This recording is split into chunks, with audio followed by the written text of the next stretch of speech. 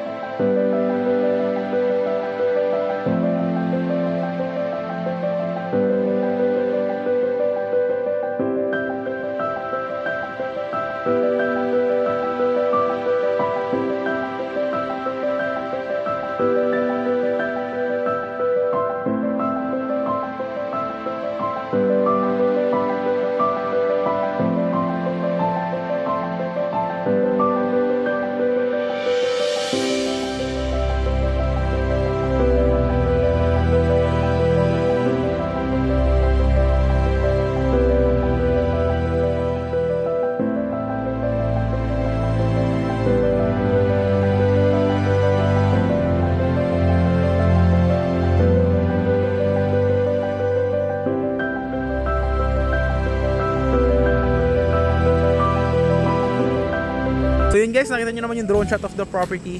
Ngayon naman, papakita ko sa inyo yung lot, yung muhon mismo, and papakita ko sa inyo yung laki niya. So tara, let's go. So ayan guys, nakita nyo naman yung drone shot. Ayan siya. Ito na yung lot guys. Alright. So ngayon, papakita ko sa inyo yung muhon. Alright. Which is around here. Ito yung pasukan.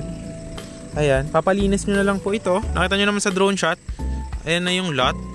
So, ang frontage po is 20 meters by 75 meters yung haba. So, 20 meters yung frontage niya. So, nandito yun guys. Makita ko sa inyo. So, papunta lang kayo here. Alright. Ayan, from this point. Okay, wait lang. Naka-transfer title na to sa may-ari guys. Ayan, yung muhon niya. Ayan, PS. Yan. Which is ito yung bakod nung events place. Ayan siya. Nakita nyo sa drone shot. Yung bakod na to, yung muhon na yan. Yan. Hanggang doon, 75 meters. Hanggang doon yung lot. Ngayon ito, hanggang doon, papakita ko yung muhon, 20 meters. Ganun yung frontage. Tapos yung ito, free na to. This is the right of way. So meron kayong free dito na 200 square meter. So 3 meters yan, pag ganyan. Or 3 to 4 meters. Hanggang dyan sa 20 meters ng muhon, kayo na po yung owner nun. Kaya po naging ganon kasi nung inaayos po ito, nung nag-expansion po ng kalsada, ang ina-expect ng government is magiging parang 8 lanes. Kaso ang nangyari lang is naging 4 lanes. So this one is a right of way. So meron pa kayo, aside from the 1.5 square meter, may free pa kayo dito ng mga 200 to 300 square meter. Which is good for business din. It's up to you if you want to make it your parking area. Depende kung ano papagawa nyo. Pwedeng restaurant, pwedeng na campsite, pwedeng na resort. It depends, up to you. Okay. So yeah, done yung Muhon. Tapos papunta tayo ngayon dito, 20 meters. So tara, pakita ko sa inyo yung Muhon doon sa kabila. Pero ito, yan na yung kalsada. Diyan sa Muhon, from that bakod, sa inyo na yan, yung lot, hanggang dito sa highway. Hanggang here, hanggang dito. Okay. Ayan, hanggang dyan na yung highway. So, depende na sa inyo kung papalinis nyo to or anong gagawin nyo. Pero lahat ng documents is clean and buhay may-ari. Andyan yung may-ari, andyan yung title, tax deck and all things that you need is there naman. So pakita ko naman dito yung kabila, yung Muhon ng 20 meters na frontage. So ito guys, ayan yung kabilang Muhon. Alright, ayan, nakita nyo ba? Wait lang. Ayan. Alright, yung Muhon na yan, from there 20 meters, yun yung bakod ng resort. Tapos from this Muhon, pag ganyan is 75 meters, yan po yung lawak ng lot. Tapos flat land siya guys. Ayan. So from here, yung Muhon na to, yan, hanggang diretso po dyan sa kalsada, is lot nyo na po yan. Pakita ko sa inyo.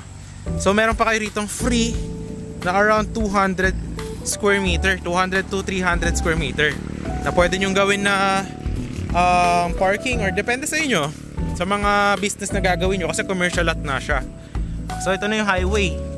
Yeah, from that Muhon, diretso dito, yan, yun na yung highway. So ang maganda sa kanya guys is meron pa siyang free lot, tapos ready for transfer. Para sa inyo, ikutan ko. Pero di ko na papasukin hanggang loob ha, kasi masukal din, no? Ang dami rin mga pwede makasugat sa akin. Alright, so yan, diretso tayo para makita nyo. Okay.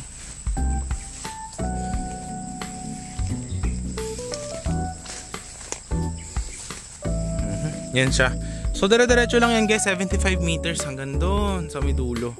May Muhon din yan doon. Hindi ko na lang ikutan kasi yan, no? Ano siya guys, madamo. So maganda, mapalinis din to, no? Ayan. Pero ganyan lang siya guys, flat land. Ayan. Guys, so ngayon guys, nandito na tayo sa highway. Ito na mismo yung tapat ng Muhon hanggang doon. So this will be your commercial lot.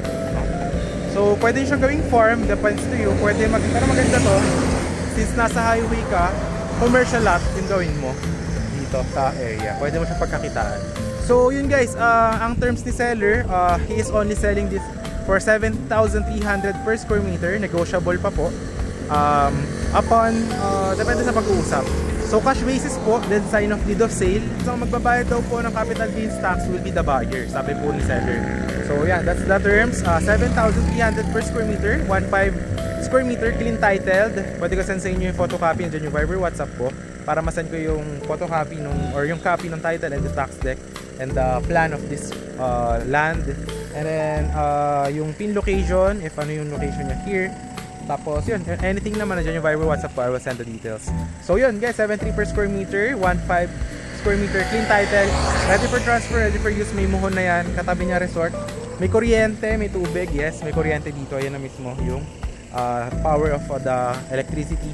And then yes, ang above sea level nito is around 400 meters above sea level, so malamig din po yung area na to. Hindi siya binabaha. Ito po yung drainage system guys ng highway, and ito pa yung lot expansion is lalaki pa po yan hanggang doon. And ang maganda sa kanya, advantage, merong events place here sa tabi, so yung isa rin yung sa nagpapataas ng value, and meron doong bed and breakfast. So if you are interested on this, getting this one, this is very cheap, 7,300 per square meter. And yun lang guys, if you're interested, maraming salamat. And nandiyan naman yung drone shot and anything else for the info of this property. So yun lang, maraming salamat sa panonood. If you enjoy this one, I hope to see you soon, and thank you.